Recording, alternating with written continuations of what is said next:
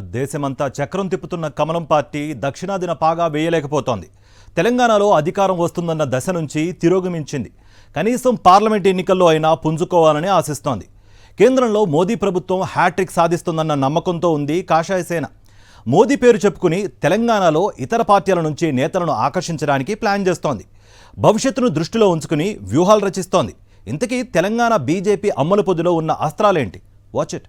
తెలంగాణలో బలం పెంచుకోవడానికి కమలం పార్టీ హైకమాండ్ పెద్ద స్కెచ్చే గీస్తోంది. అసెంబ్లీ ఎన్నికలప్పుడు ఇతర పార్టీ నేతలను ఆకర్షించేందుకు ఏర్పాటు చేసిన చేరికల కమిటీని మళ్లీ ఏర్పాటు చేస్తోంది. బీజేపీ జాతీయ ప్రధాన కార్యదర్శి బండి సంజయ్, ఈటెల రాజేందర్ నేతృత్వంలో జాయినింగ్స్ కోసం ప్రత్యేకంగా సమన్వయ కమిటీ ఏర్పాటు చేస్తున్నారు. రాష్ట్రంలో డబుల్ డిజిట్ పార్లమెంటు సీట్లు సాధించడమే లక్ష్యంగా కమలనాథులు పావులు కదుపుతున్నారు.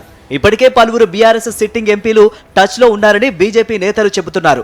బీజేపీలో ఇప్పటికే కొన్ని పార్లమెంటు స్థానాలకు భారీ డిమాండ్ ఏర్పడింది. మల్కజ్గిరి, జహీరాబాద్, మెదక్, హైదరాబాద్ ఎంపీ టికెట్ల కోసం బీజేపీలో గట్టి పోటీ నెలకొంది.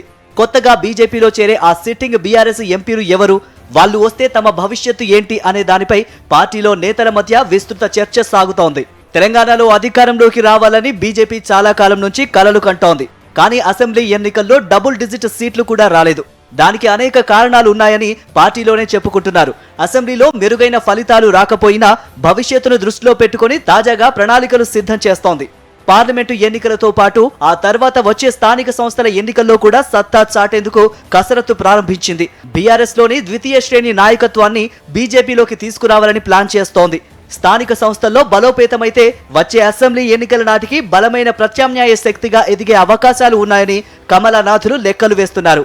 బండి సంజయ్, ఈటెల రాజేందర్ నేతృత్వంలో వేసిన చేరికల కమిటీ ముందు బీజేపీ హైకమాండ్ పెద్ద టార్గెట్ పెట్టినట్లు చెబుతున్నారు. స్థానిక సంస్థల ఎన్నికలు కూడా త్వరలోనే జరిగే అవకాశం ఉందని బీజేపీ నేతలు అంచనా వేస్తున్నారు.